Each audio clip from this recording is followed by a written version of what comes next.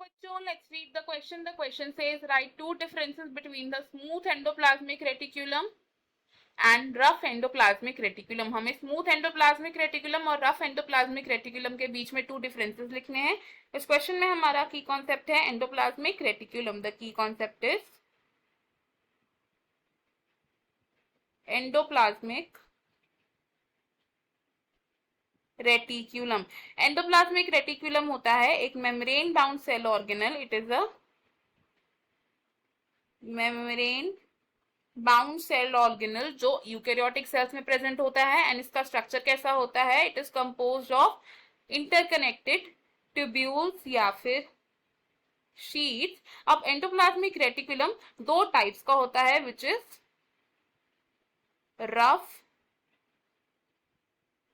Endoplasmic reticulum जिसे हम RER बोलते हैं. एंड सेकेंड इज द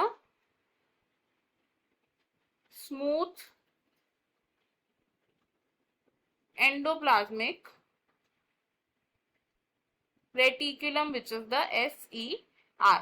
अब RER और SER के बीच में अगर हमें डिफरेंसेस लिखने हैं तो let's make two column. First column में हम लिखेंगे about RER which is rough endoplasmic reticulum and second side हम लिखेंगे about SER which is smooth endoplasmic reticulum. तो first difference between rough and smooth endoplasmic reticulum क्या है कि जो रफ एंडोप्लाज्मिक रेटिकुलम होते हैं इनकी सरफेस पर राइबोसोम्स प्रेजेंट होते हैं. तो ribosomes are present on its surface. And smooth endoplasmic reticulum में राइबोसोम्स प्रेजेंट नहीं होते. तो हम यहां लिखेंगे कि ribosomes are not present on its surface. Second point of difference क्या होगा कि जो रफ एंडोप्लाज्मिक रेटिकुलम होता है इसका फंक्शन होता है प्रोटीन सिंथेसिस. इसका फंक्शन क्या है? It is synthesis of